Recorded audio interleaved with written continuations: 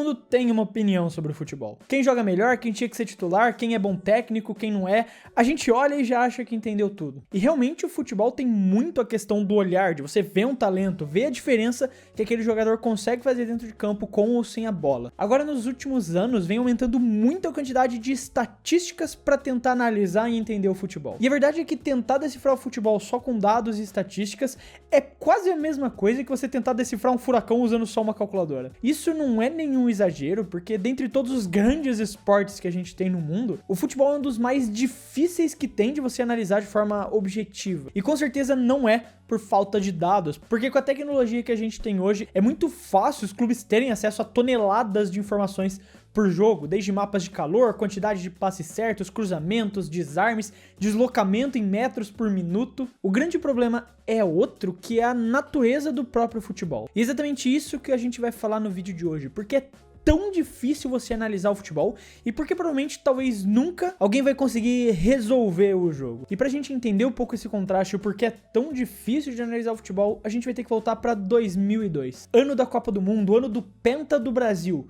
Mas enquanto isso acontecia, estava acontecendo uma revolução dentro de outro esporte. Naquele ano, o Oakland Athletics fez algo que mudou para sempre a história do beisebol. O Athletics é um time historicamente pequeno dentro da liga de beisebol dos Estados Unidos. É um dos clubes que menos tem dinheiro, que tinha um elenco limitado e quase nenhuma estrela para compor o time. Só que mesmo assim, eles foram lá em 2002 e quebraram o recorde histórico de vitórias consecutivas da MLB. E como eles fizeram isso?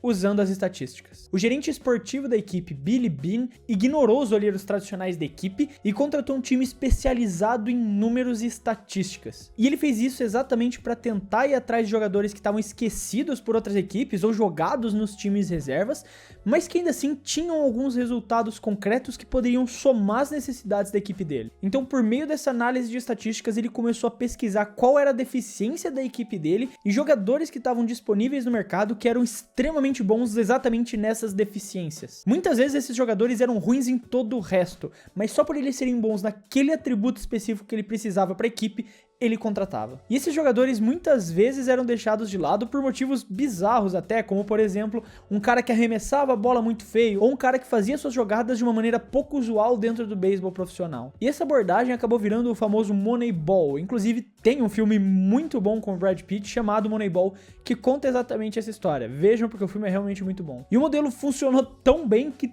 todas as outras equipes passaram a copiar esse sistema do Oakland Athletics. E por conta disso, hoje o beisebol é completamente dominado por dados. Cada arremesso, cada batida, cada jogada, tudo é medido, previsto e projetado com uma precisão que é tão absurda que chega até a assustar. Isso só é possível porque o beisebol é um esporte que a gente chama de discreto, ou seja, ele é composto por vários eventos isolados, porque cada jogada no beisebol tem um início, um meio e um fim muito bem definidos. Quando um pitcher se prepara para arremessar a bola contra o rebatedor adversário, a quantidade de ações possíveis que podem acontecer, desde o jogador rebater dentro do campo ou acertar um home run, são quantidades bem definidas dentro de um evento com começo, meio e fim. Então você consegue medir o que aconteceu, por que aconteceu e com que frequência isso acontece. É como se o jogo fosse dividido então em pequenos blocos fáceis de analisar. E é por isso que os dados mudaram o beisebol e por isso que ele funciona tão bem em esportes discretos, que tem essas seções bem definidas, como o cricket e o boliche, por exemplo. Agora o futebol, ele tem um buraco muito mais embaixo nessa questão. Isso porque no futebol não existe uma pausa real, não tem um momento que o jogo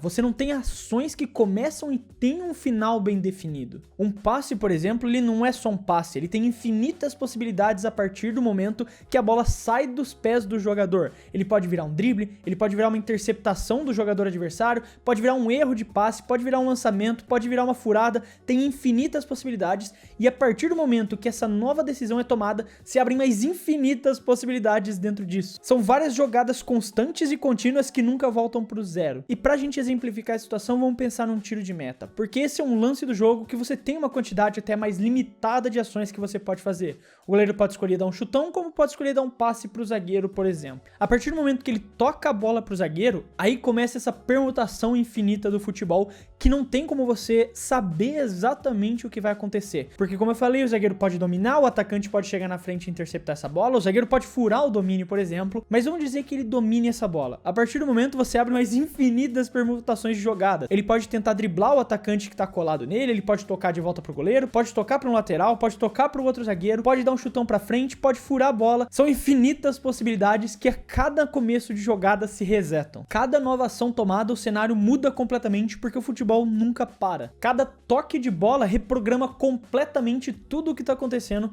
dentro de campo. E aí que tá o problema, porque como você consegue analisar algo que nunca para?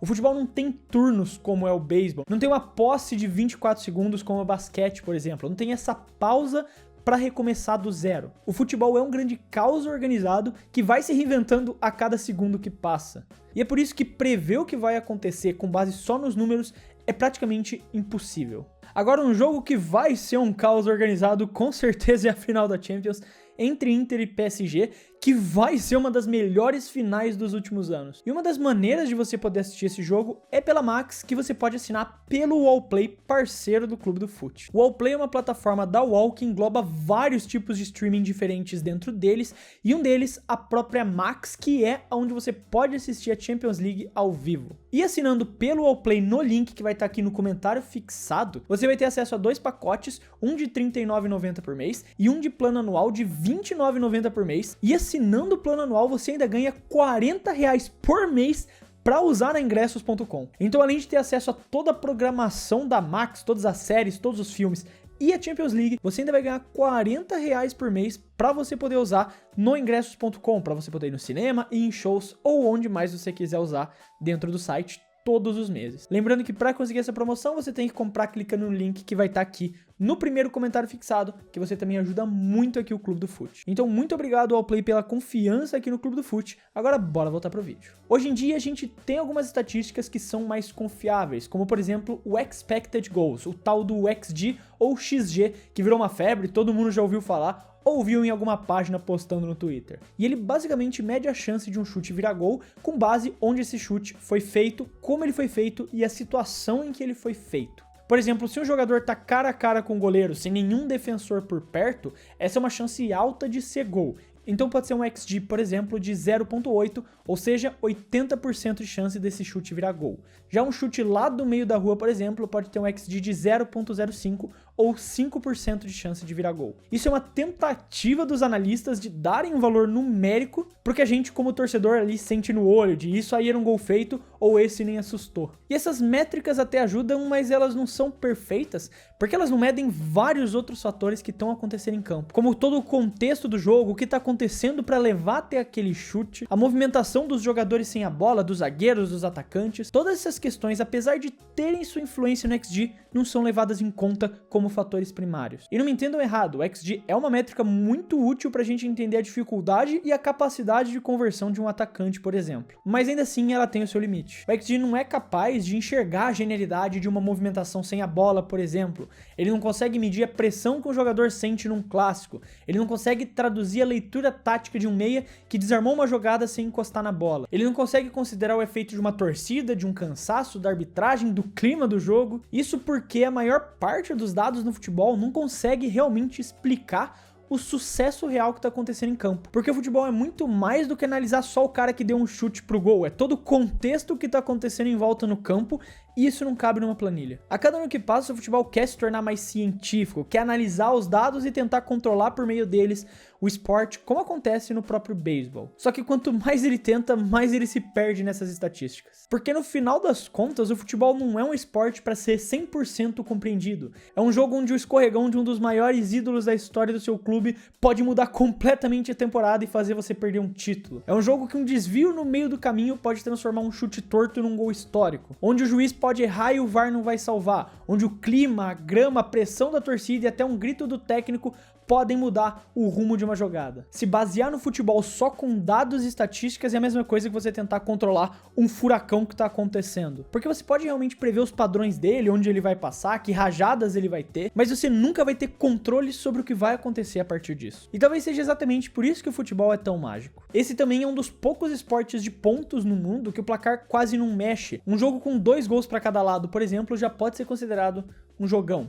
E isso, estatisticamente falando, é um pesadelo. Porque quando você tem poucos eventos que podem ser mensurados, como a questão dos gols, o acaso realmente se torna o protagonista. E muitas vezes o que o pessoal ali do mundo da matemática chama de o ruído estatístico acontece com frequência, que é aquele chute que foi desviado e acabou virando um gol que mudou o placar, mas não mostra quem realmente jogou melhor, não mostra quem dominou o jogo, quem criou mais, quem mereceu. Só que mesmo com todas essas dificuldades, tem muita gente que se baseia na planilha para fazer o futebol funcionar e ainda assim consegue fazer dar certo. Você tem casos como o Midtjylland da Dinamarca e o Brentford da Inglaterra, que são do mesmo grupo, e o Brighton também da Inglaterra, que são clubes que decidiram apostar pesado na questão das estatísticas. Eles contratam seus jogadores com base na análise de dados, de algoritmo, e por incrível que pareça, funciona para eles. São clubes que vêm crescendo, que vêm batendo com os gigantes das suas ligas e vão revelando talentos e lucrando alto com isso. Mas um detalhe que não pode passar batido é que nenhum deles confia só no número. O Brighton, por exemplo, tem uma das redes de olheiros mais eficientes do mundo que estão espalhadas por todos os continentes,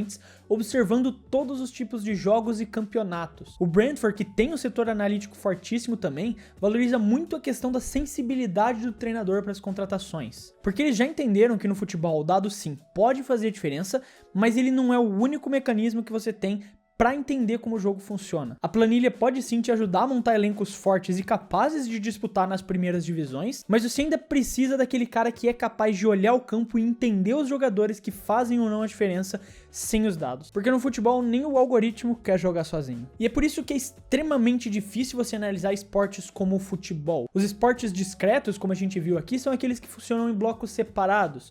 O beisebol, o cricket, o boliche, cada jogada é uma peça fechada, tem o começo, o meio e o fim. Você consegue medir tudo com exatidão. Cada arremesso, cada rebatida, cada strike, nada vai escapar dos dados. Agora, outros esportes movimentados, contínuos, como o futebol, o hóquei e o rugby, são esportes que a bola rola, o jogo flui e o caos impera dentro de campo ou de quadra. Não existe uma pausa real, não existe uma jogada isolada. Uma ação vira outra, que vira outra, que vira outra, e no meio disso você tem vários jogadores tomando decisões em tempo real e influenciando uns aos outros em cada segundo de jogo. E é por isso que tentar usar esses dados e estatísticas como única análise no futebol é no mínimo ingênuo. Você é capaz sim de, por meio dos dados, encontrar qualidade, encontrar padrões dentro de um jogo, mas o futebol não é uma ciência exata, ele é mais uma arte coletiva. Você não vai conseguir prever tudo o que vai acontecer. E talvez seja exatamente por isso que a gente goste tanto do futebol, porque ele foge da lógica, porque o futebol não é só sobre números, é sobre todo um contexto. Analisar uma partida de futebol exige muita leitura, sensibilidade e interpretação do que está acontecendo em campo.